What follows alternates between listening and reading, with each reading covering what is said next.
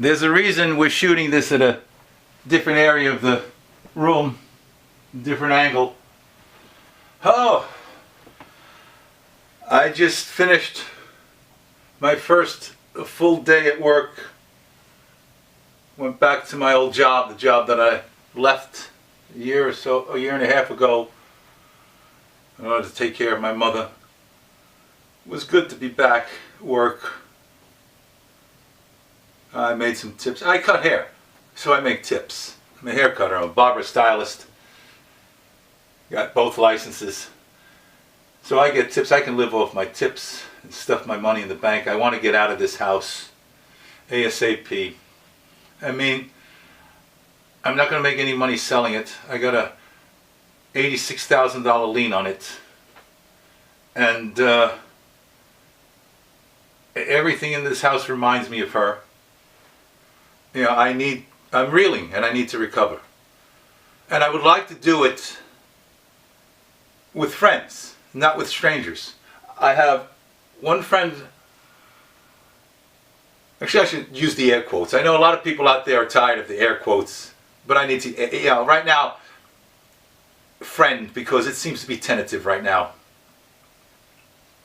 I mean, he has a room. He has a house with an empty room. And the thing is, a couple of years ago, his father died. And his mother is threatening to sell her house and move in with him. He doesn't want her to move in with him. And she's not even moving in yet.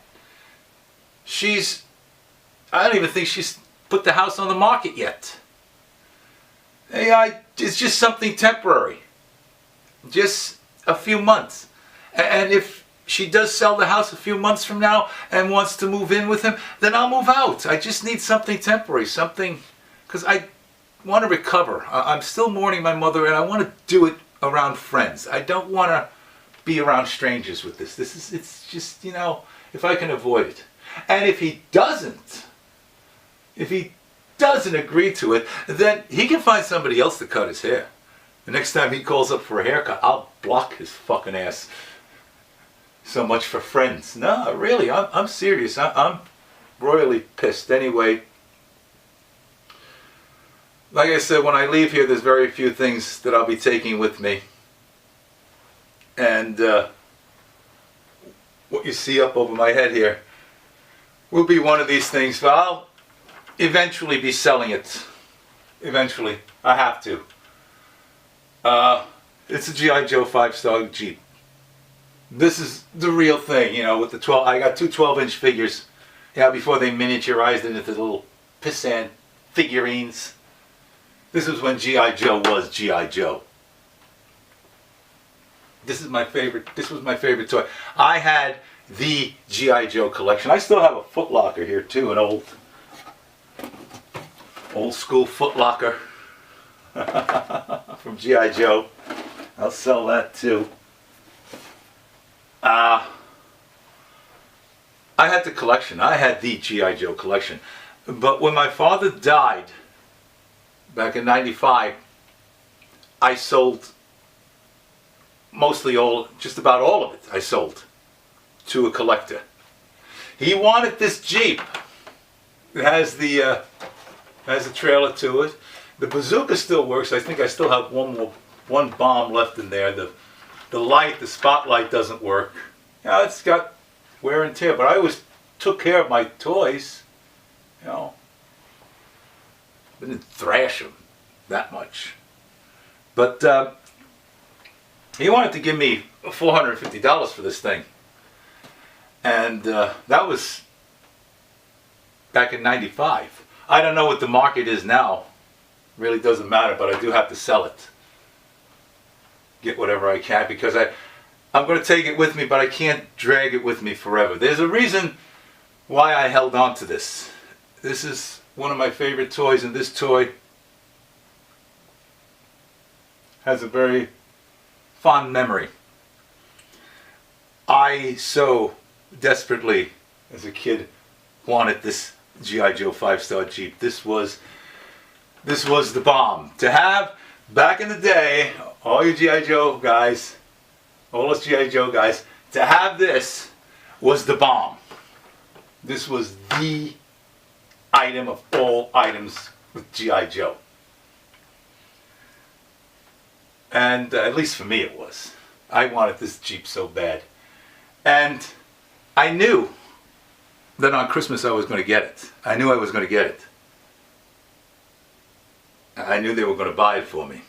But I wanted it before Christmas. But my mother was very serious when it came to Christmas. She really, it was her favorite time of year. And she was into surprise. And she took it very seriously. And if I, you know, how they you hide things all around the house, making sure nobody finds. If I found something, I didn't dare tell her, because if I did, she would be all upset. She would cry. She took it very seriously.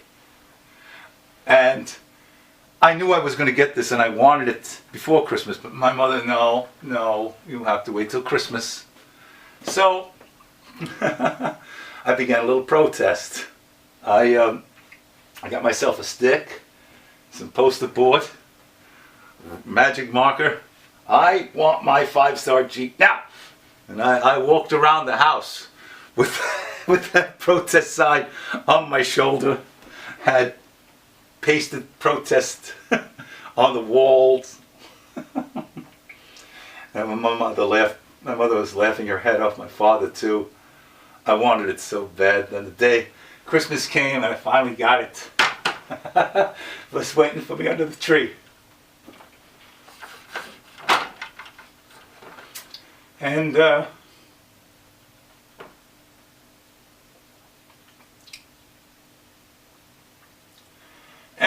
later Christmases, after I grew up a little bit, my mother kept it. And what she would do is she would put it underneath the tree. And she would take all my G.I. Joe figures and put them up on the tree and make it look like they were decorating the tree. Yeah, she used to do that. So yeah, this Jeep has a lot of sentimental value to me. That's why I held on to it, didn't sell it. But unfortunately, I'm going to have to sell it. I don't know how much I can get for it. I don't know what the market is, but I have to sell it. I don't know. Maybe I can get $450 for it. Maybe I can get more with the figurines. I got 2 figurines left, but they're in serious need of restoration. I'll sell that. This dog here is also part of G.I. Joe. This came with the sled team, the Alaskan sled team. I don't know where the other dogs are. I think I sold them with the guy, with the other kid. And I got part of the sled in the Foot Locker. But the Jeep, that's the bomb. Right there, the Jeep. I thought I'd share that story with you. Anyway, I'm back working. Slowly moving forward. Still waiting on those death certificates and the issues. That's the thing that's holding me back. And he said this weekend. It's Friday night now. Tomorrow's Saturday. I'm working 10 to 6 Saturday. I'm off Sunday. I don't know. I can't do anything without those death certificates. I just can't. Oh, little Ben's chiming. What time is it? Oh, it's only a quarter after. That's staying too. That was my father's, but that's staying too. I can't take that with me. I don't think so. Maybe I can. I don't know. I'm trying to take as little with me as possible. My bed, my dresser drawer. Anyway, yeah, it was good getting back to work. And I hope my friend comes through.